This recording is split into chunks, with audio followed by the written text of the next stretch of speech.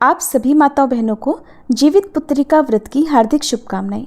आज की वीडियो में हम जीवित पुत्रिका व्रत कथा की शुरुआत करने जा रहे हैं, जो माताओं के लिए अपने बच्चों की सेहत और सुख समृद्धि के लिए बहुत ही महत्वपूर्ण व्रत माना जाता है। जीवित पुत्रिका व्रत कथा शुरू करने से पहले हम सब भगवान जीमूतवाहन को नमन करते हैं और उनकी कृपा की प्रार्थना करते हैं। अपने बच्चों की रक्षा के लिए और उनके सुखद भविष्य की कामना से रखा जाने वाला जीवित पुत्रिका या जितिया व्रत बहुत ही विशेष होता है। इस दिन माताएं अपनी संतान की रक्षा और कुशलता के लिए निर्जला व्रत रखती हैं। ये व्रत बहुत ही कठिन होता है और इस व्रत के नियमों का पालन पूरे 3 दिन तक किया जाता है। जीमूतवाहन के नाम पर भी जीवित पुत्रिका व्रत का नाम पड़ा है। तो आइए आपको बताते हैं कि जीमूतवाहन भगवान कौन है और उनकी कथा क्या है। आज की इस वीडियो में आप जितिया व्रत की 5 पौराणिक कथाएं एक साथ सुनेंगे, इसलिए अगर ये कथा आपको अच्छी लगे तो प्लीज़ वीडियो को लाइक जरूर कीजिएगा। पहली पौराणिक कथा के अनुसार गंधर्वों के राजकुमार का नाम जीमूतवाहन था। वे बड़े उदार और परोपकारी थे। जीमूतवाहन के पिता ने वृद्धावस्था में वानप्रस्थ आश्रम में जाते समय इन्हें राज सिंहासन पर बिठाया, लेकिन इनका मन राजपाट में नहीं लगता था, तो वह राज्य का सारा भार अपने भाइयों पर छोड़कर खुद भी वन में पिता की सेवा करने चले गए। वहीं पर उनका विवाह मलयवती नामक राजकन्या से हो गया। एक दिन जब वे वन में घूमते हुए जीमूतवाहन भगवान काफी आगे चले गए, तब उन्हें एक वृद्धा रोते हुए दिखी। जीमूतवाहन ने उनसे पूछा तो वृद्धा ने रोते हुए कारण बताया कि मैं नागवंशी स्त्री हूँ और मेरा एक ही पुत्र है। पक्षीराज गरुड़ के समक्ष नागों ने उन्हें प्रतिदिन खाने के लिए एक नाग सौंपने की प्रतिज्ञा की हुई है और आज मेरे पुत्र की बलि का दिन है, इसलिए मैं बहुत परेशान हूँ। तब जीमूतवाहन ने वृद्धा को ढांढस बंधाते हुए कहा, तुम चिंता मत करो और डरो भी मत, क्योंकि मैं तुम्हारे पुत्रों के प्राणों की रक्षा करूँगा। आज उसके बदले मैं खुद अपने आप को उसके लाल कपड़े में ढककर बद्ध शिला पर लेट जाऊंगा। ऐसा कहकर जीमूतवाहन ने पुत्र के हाथ से लाल कपड़ा ले लिया और वे उसे लपेटकर खुद को बलि देने के लिए चुनी हुई बद्ध शिला पर लेट गए। नियत समय पर गरुड़ बड़ी तेजी से आए और वह लाल कपड़े में ढके हुए जीमूतवाहन को पंजे में दबोचकर पहाड़ की ऊंची चोटी पर जाकर बैठ गए।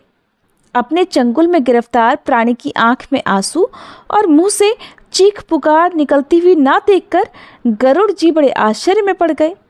उन्होंने जीमूतवाहन से उनका परिचय पूछा। जीमूतवाहन ने सारा वृतांत सुना दिया। तब गरुड़ जी जीमूतवाहन के बहादुरी और प्राण रक्षा करने में खुद को बलिदान देने की हिम्मत से बहुत प्रभावित हुए। प्रसन्न होकर गरुड़ जी ने उन्हें जीवन दान दे दिया तथा नागों की बलि ना लेने का भी आशीर्वाद दिया। इस प्रकार जीमूतवाहन के अदम्य साहस से नाग जाति की रक्षा हुई और तब से जीमूतवाहन को भगवान के रूप में पूजा जाने लगा और तभी से पुत्र की रक्षा करने के लिए जीमूतवाहन भगवान की पूजा की प्रथा शुरू हो गई। आश्विन कृष्ण अष्टमी के दिन प्रदोष काल में पुत्रवती महिलाएं जीमूतवाहन भगवान की पूजा करती हैं। कैलाश पर्वत पर भगवान शंकर माता पार्वती को कथा सुनाते हुए कहते हैं कि आश्विन कृष्ण अष्टमी के दिन उपवास रखकर जो स्त्रियां प्रदोष काल में जीमूतवाहन की पूजा करती हैं तथा कथा सुनने के बाद दक्षिणा देती हैं, वह पुत्रों का पूर्ण सुख प्राप्त करती हैं। व्रत का पारण दूसरे दिन अष्टमी तिथि की समाप्ति के बाद यानी 9वीं तिथि में किया जाता है। ये व्रत अपने नाम के अनुरूप ही फल देने वाला है। अब सुनिए जितिया व्रत की दूसरी कथा। नर्मदा नदी के पास एक कंचनबटी नाम का नगर था। वहाँ के राजा का नाम मलयकेतु था। उसी नर्मदा नदी के पश्चिम ओर बालूहटा नाम की मरुभूमि थी, जिसमें एक विशाल पेड़ पर एक चील रहती थी और उसी पेड़ के नीचे एक सियारिन भी रहा करती थी। चील और सियारिन दोनों ही बड़ी पक्की सहेलियां थी। कुछ महिलाओं को जितिया व्रत करते देखकर एक दिन चील और सियारिन ने भी यह व्रत करने का संकल्प ले लिया और दोनों ने ही भगवान श्री जीमूतवाहन की पूजा और व्रत करने का प्रण ले लिया।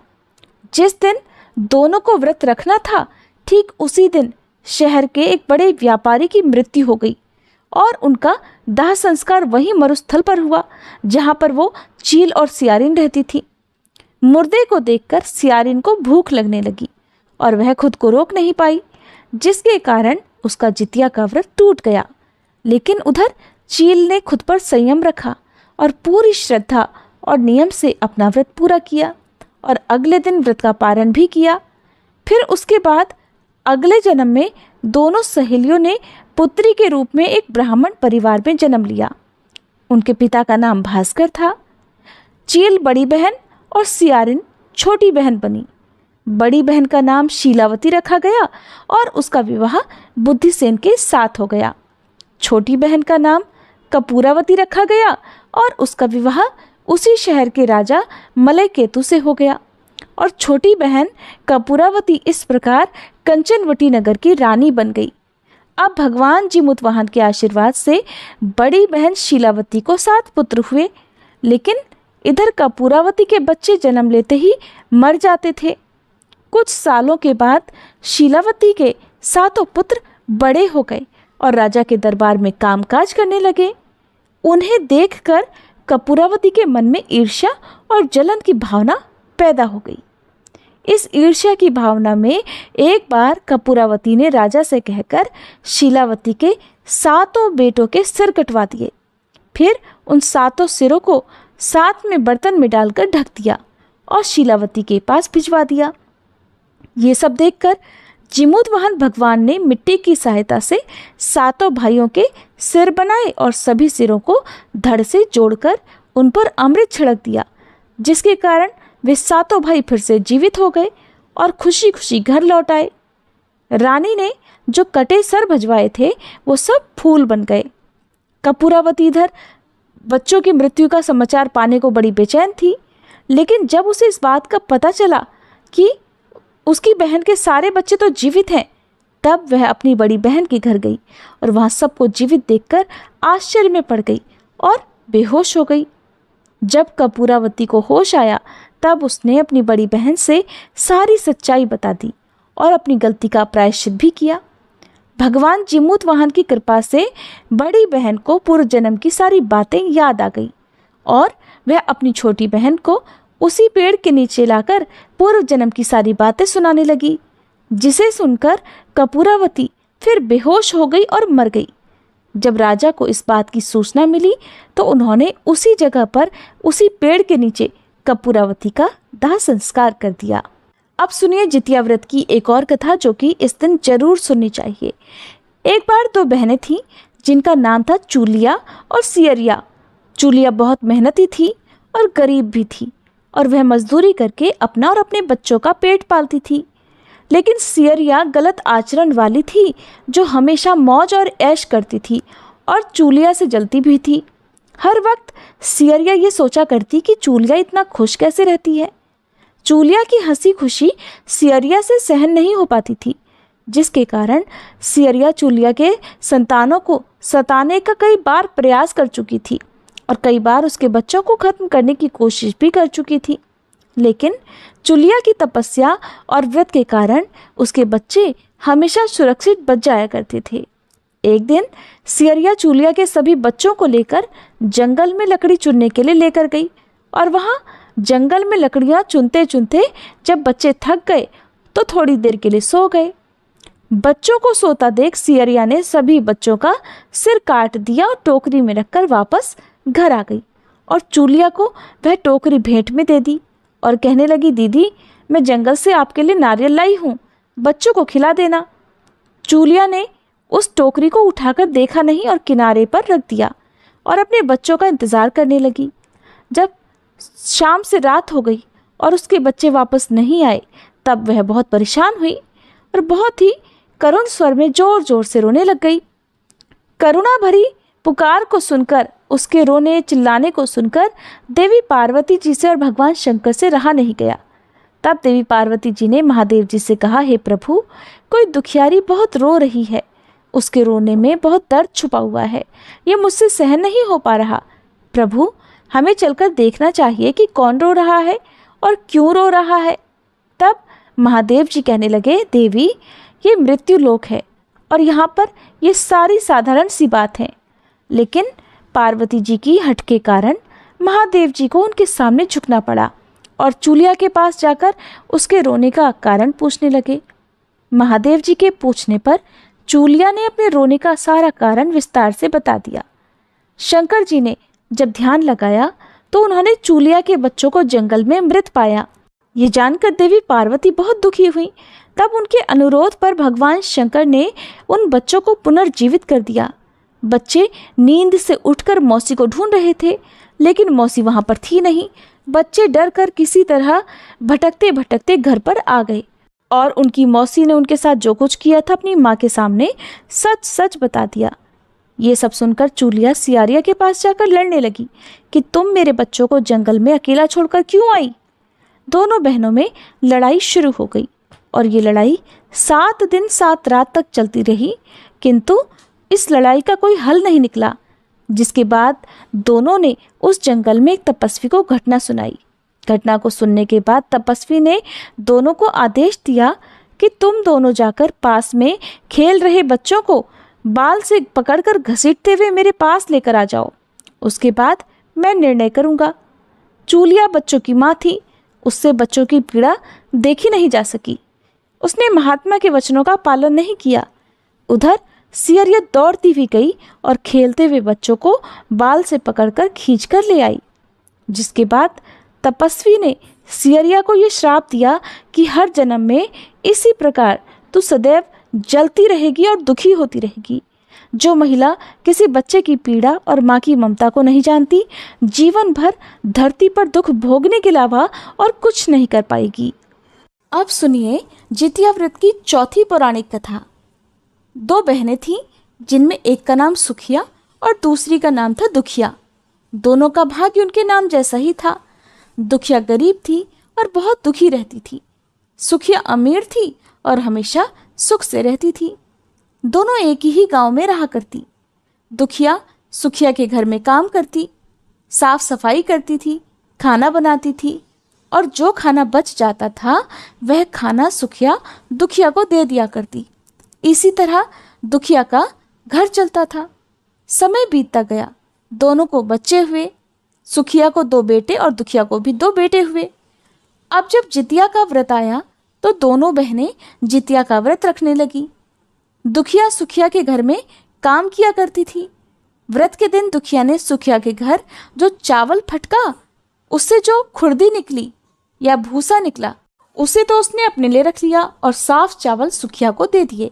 फिर साग को चुना, पत्तियों को डंठल से अलग किया, बढ़िया वाला साग सुखिया के लिए रख दिया और जो डंठल था वो अपने लिए रख लिया।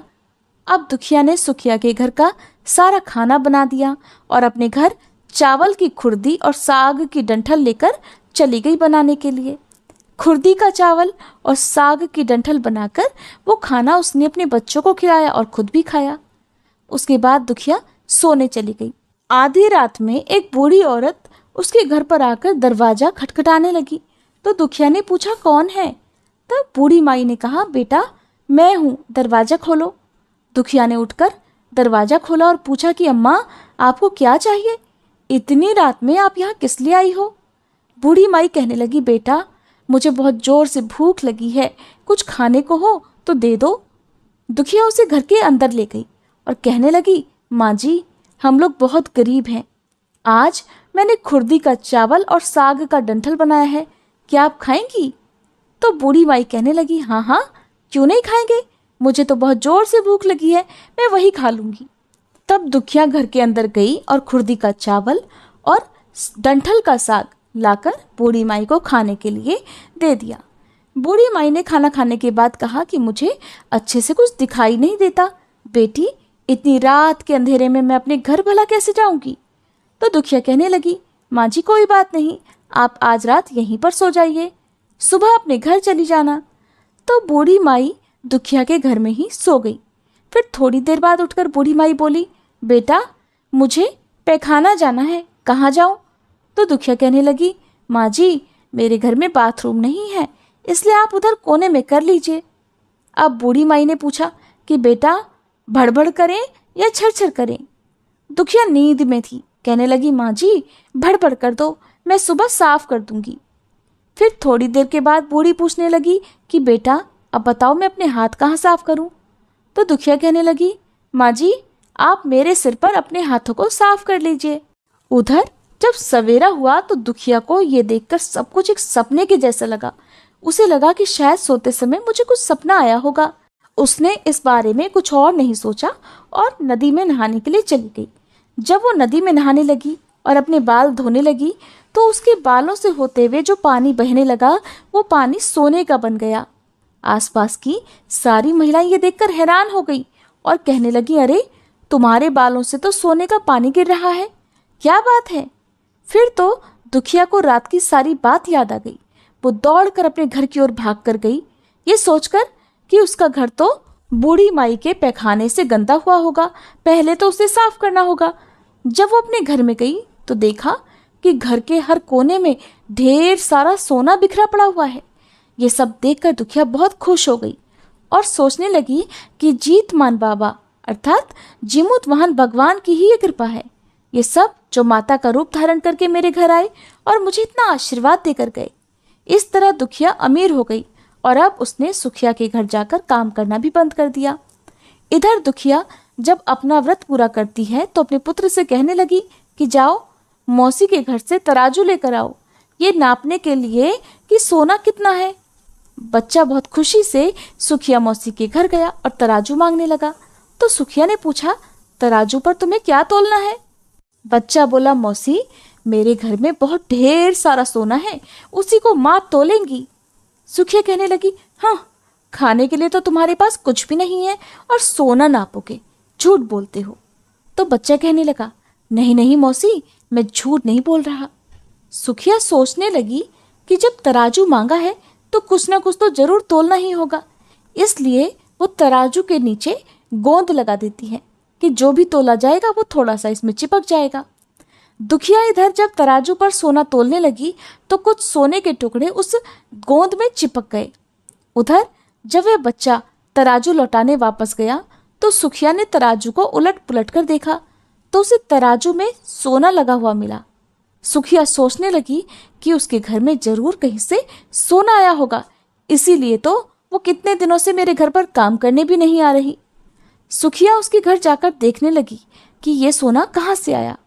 जब सुखिया दुखिया के पास जाकर पूछती है कि तुम्हारे पास इतना सोना कहाँ से आया कि तुम्हें सोना तोलने के लिए तराजू की जरूरत पड़ गई, तो दुखिया ने उस रात की सारी कहानी अपनी बहन सुखिया को बता दी। दुखिया का मन एकदम सच्चा था, इसलिए उसने बिना झूठ बोले सारी बात सब कुछ बता दिया। लेकिन इधर सुखिया के मन में लालच आ गया कि दुखिया के पास तो हमसे भी ज्यादा धन आ गया। अब अगले जितिया में मैं भी खुर्दी का चावल और डंठल का साग बनाऊंगी। फिर अगले साल जितिया का व्रत दोनों बहनों ने रखा। सुखिया के पास हर तरह का सुख था, धन भी था, फिर भी वह जितिया के दिन चावल फटक कर साफ चावल फेंक देती है और खुर्दी उसने अपने पास रख ली। साग को तोड़कर पत्तियां फेंक दी और डंठल अपने पास रख लिए और फिर उसने वही बनाया। खा पीकर पूजा पाठ करके सोने चली गई। फिर आधी रात में उसके घर में भी बूढ़ी माई आई, दरवाजा खटखटाने लगी। सुखिया आंखें बंद करके सोने का नाटक करती हुई उसी का इंतजार कर रही थी। तुरंत दरवाजा खोलकर बूढ़ी माई को उसने अपने घर के अंदर बुला लिया। बूढ़ी माई कहने लगी, बेटा मुझे बहुत भूख लगी है, कुछ खाने को दे दो। तो सुखिया कहने लगी, माँ जी मैंने खुर्दी का चावल और डंठल का साग बनाया है। बूढ़ी माई पहले की तरह बोली, कोई बात नहीं मैं खा लूंगी। तो सुखिया ने खाना परोस दिया। बूढ़ी माई को खाना देने के बाद वो सोने के लिए चली गई। तो बूढ़ी माई कहने लगी कि बेटी रात बहुत है, मुझे दिखाई नहीं देता, मैं अपने घर नहीं जा सकती। सुखिया कहने लगी, कोई बात नहीं माँ जी, आप यहीं सो जाओ। थोड़ी देर के बाद बूढ़ी माई फिर बोली कि बेटी मुझे पैखाना जाना है, कहाँ करूँ? सुखिया कहने लगी, वही कोने में कर लीजिए। थोड़ी देर के बाद बूढ़ी माई ने फिर पूछा कि भड़भड़ करें या छरछर। इस समय सुखिया को याद नहीं आया कि दुखिया ने क्या बोला था, तो सुखिया बोली, माँ छरछर कर दीजिए। फिर बूढ़ी माई ने पूछा, बेटा अच्छा मैं अपने हाथ कहाँ साफ करूँ? सुखिया कहने लगी, मेरे सिर पर हाथ साफ कर लीजिए। बूढ़ी माई ने अपना हाथ सुखिया के सिर पर साफ कर लिया। उधर जब सुखिया सुबह उठी तो देखा उसका पूरा घर गंदगी से भरा हुआ है और उसके बालों में भी गंदगी लगी होती है। ये देखकर सुखिया बहुत दुखी हो गई और उसे बहुत गुस्सा भी आया। वो अपनी बहन दुखिया को बुलाती है और उस पर बहुत गुस्सा करने लगी। कहने लगी, तुमने मुझसे झूठ बोला और मेरा पूरा घर गंदा करवा दिया।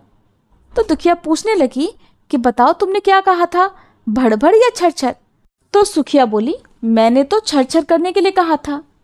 तो दुखिया कहने लगी, यहीं पर तो तुमने गलती कर दी। तुम्हारे पास तो सब कुछ था, किसी चीज की कमी नहीं थी, फिर भी तुमने लालच किया।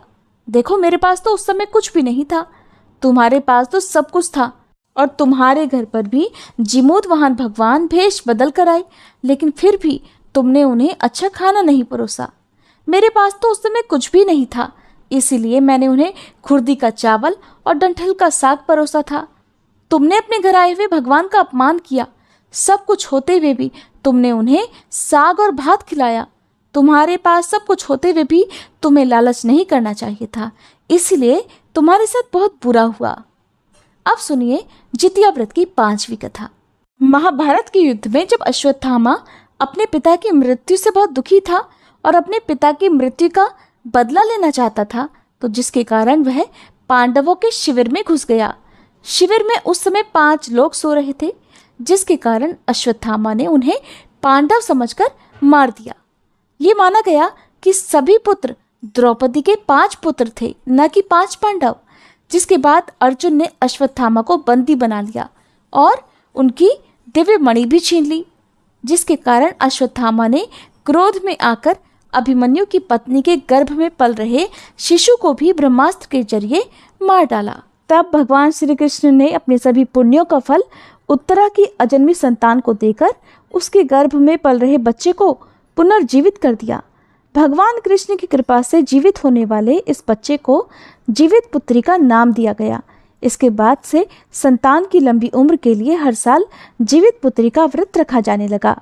मान्यता है कि जो भी महिला अपनी संतान की लंबी उम्र के लिए इस व्रत को रखती है, उसकी संतान को कभी भी दुख नहीं उठाना पड़ता और उनके घर में सुख समृद्धि भी बनी रहती है। जो भी महिला आज के दिन इस व्रत की कथा को सुनती है, उसे कभी भी अपनी संतान से वियोग का सामना नहीं करना पड़ता। ये थी जीवित पुत्रिका व्रत की 5 पौराणिक कथाएं। उम्मीद है ये कथाएं आपको अच्छी लगी होंगी।